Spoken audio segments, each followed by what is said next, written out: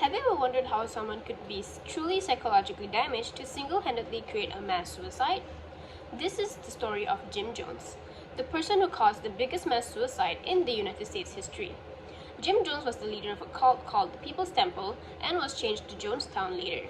He directed his followers to drink cyanide-laced fruit punch, and those who resisted were forced to get the poison injected or shot by gun. The purpose of my speech today is to inform my audience about Jim Jones and the stages he went through that led him to cause the biggest mass suicide in the United States history.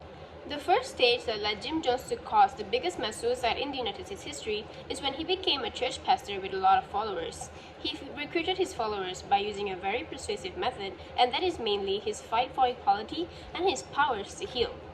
As a teenager, he explored different churches and religions in town. He would carry a Bible and go around in shopping malls and preach to people. In 1948, he met Marceline, a student nurse, and got married in June 1949. In 1952, he became a student pastor for a year, but grew frustrated because he wanted to do his church sessions in his own way. So he opened his own church in Indianapolis. His current church got too small, so he wanted to expand.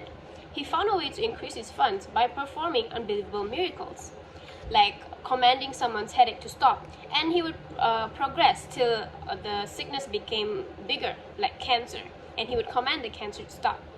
Jim would preach about equality in his church and do peaceful protests in front of restaurants that didn't allow Black Americans in. It became a form of advertising for the restaurants, for if they allow Black Americans in, they are promised a ton of customers from Jim. In 1965, he moved to Ukiah, California, and put money towards a place for the People's Temple. 50 to 60 church members followed him to California. The next stage is Jim's drug abuse. He had a lot of side effects due to his drug abuse, which is mainly heightened paranoia. He also became hot-tempered, very possessive, and controlling towards his followers. In 1971, Jim began abusing drugs on a regular basis. Jim said it was easy to hide that he was doing drugs, but soon he became short-tempered and his eyes were red and watery, which led him to wear the infamous dark sunglasses 24/7. Jim told his followers that the reason why he was wearing sunglasses was that his inner powers were so great that the holy energy often glowed from his eyes, and if his followers looked at him directly, the holy glow would burn them and they could die. Due to the drugs, Jim had a heightened sense of paranoia. Jim would preach to his followers that the government was a danger to them and that the FBI and CIA was tapping the temple's phone line. Jim would tell his followers that they need to be on constant alert, which caused fear and nervousness. The followers thought that they were going to be the target of some sort of attack. The third stage is Jim Jones isolating his followers from the public by fleeing to Guyana from the United States due to his extreme paranoia.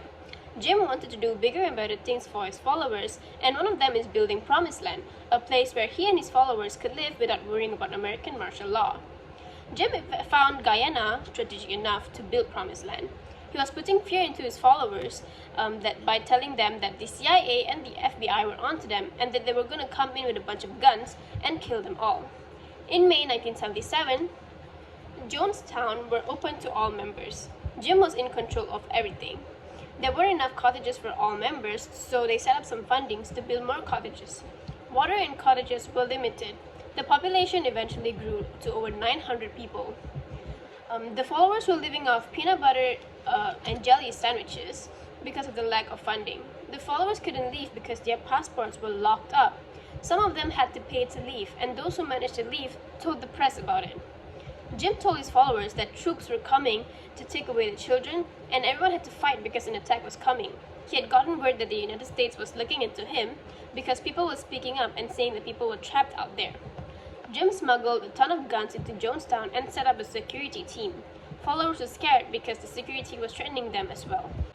The final stage is Jim's manipulation of his followers. He was engaging in pure fear-mongering to scare his followers to stay in the community. In February 1978, Jim staged an act to test the loyalty of his followers by lying to them that the CIA was coming to attack them, so they had to drink poison to escape the attack. Nobody protested. This was when Jim knew that he had complete control over his followers. In November 1978, the United States Congressman Leo Ryan traveled to Guyana to inspect the town. While he was leaving, some members asked to hitch a ride with him, and he agreed. Security saw that and thought that the members were forced to go, so they shot the congressman. The people in the truck drove off safely, but unfortunately at the airstrip, security got there first and shot multiple people. The congressman and 3 press members ended up passing away, while 11 were wounded. On that day, at 11 p.m., Jim announced a meeting at the pavilion. He lied to his followers that they were going to be attacked because the troops were going to blame the murder on them. Jim told the people that it was time to drink the poison. Many of the members refused to move or begged to be let go. The followers drank the poison, and those who didn't were forced to by injection. Next day, Guyana force troopers went to Jonestown and found a horrific scene. There were bodies everywhere. Originally, the Guyanese government reported 303 deaths, but the US troops came to investigate, and a week later, 909 deaths were reported. 409 bodies were unidentified and laid to rest in Oakville, California. All of Jim's churches were seized and closed, and many bank accounts he had hiding over $7 million were seized by the government and used to repay the victims' families. That is the end of the story of Jim Jones. He was a manipulative and selfish cult leader. The effects of his crimes are still felt by the people of Guyana and the people of the United States today. Jim Jones was a scary man. The scary thing about Jim Jones is that his ideals were ideals that we would agree with today. His fight for equality and his compassionate nature at the beginning of his career was a great start, but the fame and drugs got to his head to make him manipulate his followers in such a way. Unfortunately, over 900 lives were sacrificed in his journey. Thank you.